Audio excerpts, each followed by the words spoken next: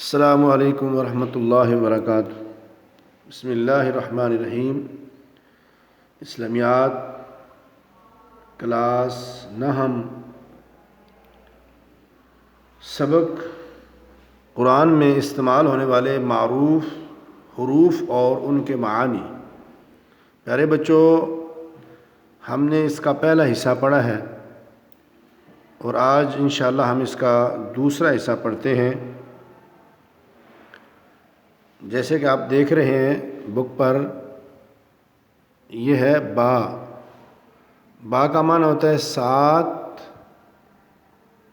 یا اس کا معنی پر، یا اس کا معنی ہوتا ہے سے۔ یہ سیاق و سباق کے حوالے سے ہوتا ہے۔ اس کے بعد ہے فا،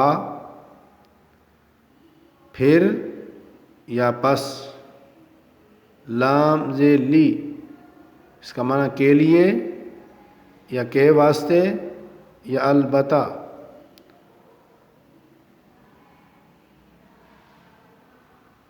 ال،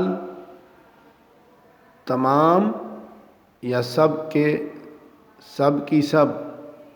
ان کا معنی اگر، ان بے شک، ام یا، من وہ یا کون یا جو، لن ہرگز نہیں، کم کتنا یا کتنے، لم نہیں ہے، قد یقیناً، قل یہ واحد کے لیے ہوتا ہے، قولو یہ جمع کے لیے، فرما دو یا کہہ دو، ہن مؤنث جمع کے لیے اور غائب کے لیے، وہ ان کا یا اپنا، ثم پھر یا دوبارہ، حق سچا، بر نیکی یا بھلائی،